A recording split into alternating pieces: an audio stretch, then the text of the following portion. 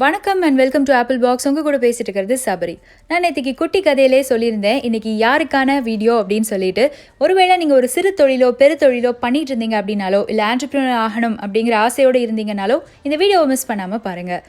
எல்லாருக்கும் எல்லாம் கிடைக்கணும், அதாவது ஒரு சாதாரண மனுஷனுடைய கைக்கு ஒரு பொருளை கொண்டு போய் சேர்க்கணுங்கிற நோக்கத்தோட ஆரம்பிக்கப்பட்ட பிஸ்னஸ் என்னெல்லாம், அப்படி ஆரம்பித்த பிஸ்னஸ் எதெல்லாம் வெற்றி பெற்றது அப்படிங்கிறத இந்த வீடியோவில் நம்ம பார்க்க போகிறோம். மோட்டிவேஷனல் மண்டே, வாங்க பார்க்கலாம். கிட்டத்தட்ட ஒரு 50 வருஷத்துக்கு முன்னாடி பார்த்தீங்க அப்படின்னு சொன்னால் பணக்காரங்களோட வீட்டில் மட்டும்தான் ஃபர்னிச்சர்ஸ் இருந்தது. எக்ஸாம்பிளுக்கு sofa, dining table, TV stand, இது எல்லாமே வசதியானவங்களால மட்டும்தான் தன்னோட வீட்டில் வாங்கி வைக்க முடிஞ்சது.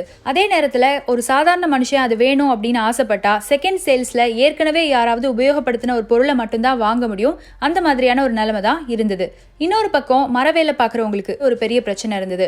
அவங்க வாங்கும்போது அந்த மரத்தோட விலை ரொம்ப அதிகமாக இருக்கும். அவங்க வீட்டில் போட்டு எல்லா வேலையும் பார்த்து கொடுத்ததுக்கு அப்புறமும் அவங்களால சொற்பமான வருமானம் மட்டும்தான் ஈட்ட முடிஞ்சது.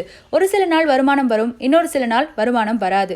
இப்போ இந்த ரெண்டு பிரச்சனையும் ஒருத்தர் யோசிச்சு பார்க்குறாரு. எப்படியாவது சாதாரண ஒரு மனுஷனுக்கு ஃபர்ஸ்ட் ஹேண்ட்ல ஒரு பொருளை கொண்டு போய் சேர்க்கணும் அப்படின்னு அவர் யோசிக்கிறாரு. இந்த நேரம் அவர் கார்பெண்டர்ஸ் எல்லாரையும் கூப்பிட்டு ஒரு பேச்சுவார்த்தை நடத்துறாரு. நான் உங்களுக்கு சம்பளம் தரேன், நீங்க எனக்கு இதை செஞ்சு தரணும், உங்களுக்கு ஒரு ஃபிக்ஸட் சேலரி இருக்கு அப்படின்னு சொல்லி அவங்க கிட்ட பேசுறாரு. ஏற்கனவே தன்னுடைய நிலையில்லாத பொருளாதாரத்தால வருத்தப்பட்டு இருக்கிற கார்பெண்டர்ஸும் அதுக்கு ஒத்துக்கிறாங்க. எப்போவுமே ஒரு பொருளை நம்ம ஹோல்சேலில் வாங்கும்போது அதோட விலை கம்மியாக தான் இருக்கும். அதே மாதிரி அவர் ஓரளவுக்கு சீப்பான ப்ரைஸில் உட்டை வாங்கிட்டு வந்து இவங்களுக்கு கொடுக்குறாரு.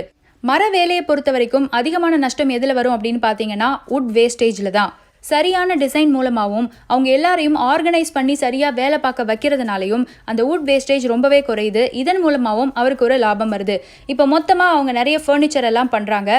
வசதியானவங்க மட்டும் இல்லாமல் சாதாரண மனுஷனும் தன்னுடைய கையிலிருந்து காசு கொடுத்து ஃபர்ஸ்ட் ஹேண்டில் அந்த பொருளை வாங்குற அளவுக்கு அந்த பொருள்களுக்கு விலையும் நிர்ணயம் பண்ணுறாங்க. இவர் இந்த கடையை ஓபன் பண்ணப்போ எல்லாரும் இவர்கிட்ட சொன்ன ஒரு வார்த்தை என்ன தெரியுமா? இந்த பிசினஸ் நஷ்டத்துல தான் விழப்போகுது, அவங்கெல்லாம் இந்த பொருள் எல்லாம் வாங்க கூட மாட்டாங்க, அவங்க செகண்ட் ஹேண்ட் பொருள்லேயே சந்தோஷமா தான் இருக்காங்க, கண்டிப்பா இந்த கடை உனக்கு ஃபெயில் ஆக போகுது அப்படின்னு சொல்லிட்டு சொன்னாங்க. ஆனால் அவர் ஒரு நிமிஷம் கூட நம்பிக்கை இழக்கலை. கரெக்டாக ஆர்கனைஸ் பண்ணி இன்னோவேட்டிவாக எல்லா ஐடியாவையும் பண்ணிகிட்டே இருந்தார். அவங்க அந்த கடையை ஓப்பன் பண்ணுறாங்க. ஆரம்பத்தில் வசதியானவங்க மட்டுமே தான் அங்கே வந்து பொருள்களை வாங்கிட்டு போனாங்க. அதுக்கப்புறம் இந்த பொருள்களுடைய விலையும் இந்த பொருள்களுடைய குவாலிட்டியும் அடுத்தவங்க எல்லாருக்கும் தெரிய ஆரம்பிச்சுது. எப்போவுமே வாசல் நின்று புது பொருள்களை ஏக்கத்தோடு பார்த்துட்டு இருந்த நடுத்தர வர்க்க மக்கள் இப்போ இவரோட கடையில் வந்து இந்த பொருள்கள் எல்லாம் வாங்க ஆரம்பிக்கிறாங்க.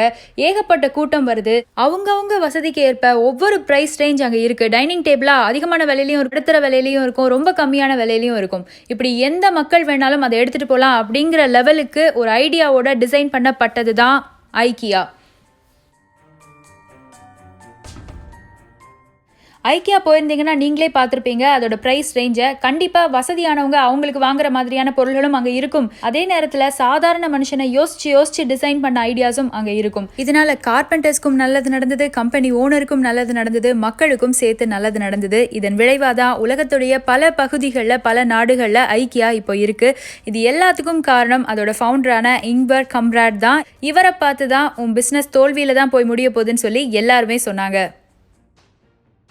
இந்த மாதிரி சாதாரண மக்களோட கைக்கு ஒரு பொருளை கொண்டு போய் சேர்க்கணும் அப்படின்னு ஆரம்பித்த பல வியாபாரங்கள் நம்ம ஊர்லேயுமே இருக்குது. அந்த காலத்தில் பெரிய பெரிய டப்பாவில் ஷாம்புவும் பவுடரும் வித்துட்டு இருந்த காலத்தில் சாதாரண மக்களோட கைக்கு அதை கொண்டு போய் சேர்க்கணுங்கிறதுக்காக சாஷேயை இன்ட்ரடியூஸ் பண்ணி சின்ன பாட்டில்ஸை இன்ட்ரடியூஸ் பண்ணி மக்களோட கைக்கு அதை கொண்டு போய் சேர்த்த கவின் கேர் நிறுவனம். லெதர் செருப்புகள் அதிகமான விலைக்கு வித்துட்டு இருந்த காலத்தில் சாதாரண மக்கள் செருப்பு போடணுங்கிற ஒரே காரணத்துக்காக ரப்பரை இன்ட்ரடியூஸ் பண்ணி சிந்தட்டிக் செருப்புகள் தயாரித்த பாரகன் நிறுவனம்.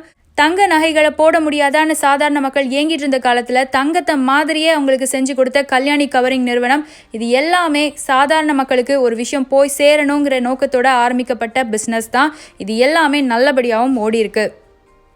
இப்போ இன்னைக்கு இந்த நிமிஷம் ஆண்டர்பிரினர் ஆகணுங்கிற எண்ணத்தோட இந்த வீடியோவை கேட்டுட்டு இருக்கிற ஒருத்தராக நீங்கள் இருந்தீங்க அப்படின்னு சொன்னால் ஒரு பேப்பரையும் பெண்ணையும் எடுத்துகிட்டு வந்து உட்காருங்க.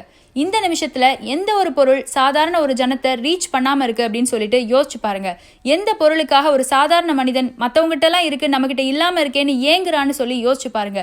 அந்த ஒரு பொருளை மையமாக வச்சு அந்த ஒரு பொருளை எப்படி குவாலிட்டியாக அவங்களுக்கு கொடுக்க முடியும்னு யோசிச்சு ஒரு பிஸ்னஸ் தொடங்குங்க. கண்டிப்பாக அவங்களோட பிஸ்னஸ் சக்ஸஸில் தான் வந்து முடியும். இப்போ இவ்வளோ நேரம் நம்ம பார்த்துட்டு இருந்ததில் ஒரு சின்ன ட்விஸ்ட்.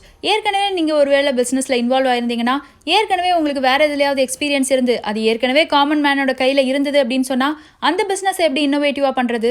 அதுக்கு தான் டார்கெட்டிங் அப்படின்னு சொல்லிட்டு ஒரு டெக்னிக் யூஸ் பண்ணுறாங்க. டார்கெட்டிங் அப்படிங்கிற டாக்டிக்ஸையும் அதை யூஸ் பண்ணி வின் பண்ண சில பிஸ்னஸ் மேனையும் பற்றி நம்ம அடுத்த வாரம் பார்க்க போகிறோம் மோட்டிவேஷனல் மண்டே செக்ஷனில். ஸோ நீங்கள் அதுக்காக அடுத்த வாரம் வர வெயிட் பண்ணணும். நோட்டிஃபிகேஷன் வேணும் அப்படின்னு சொன்னால் இந்த சேனலுக்கு சப்ஸ்கிரைப் பண்ணிவிட்டு அப்படியே பெல் பட்டனை கிளிக் பண்ணிவிடுங்க. அண்ட் ஒருவேளை இந்த மோட்டிவேஷன் வீடியோக்காக மட்டும்தான் நீங்கள் இந்த சேனலை சப்ஸ்கிரைப் பண்ணி வச்சிருக்கீங்க அப்படின்னு சொன்னால் நீங்கள் அடுத்த மண்டே தான் என்னோட சேனலுக்கு வரணும். அடுத்த மண்டே தான் உங்களுக்கு இந்த செக்ஷன் உங்களுக்காக வெயிட் பண்ணிட்டு இருக்கும். Until then, bye bye from Sabari.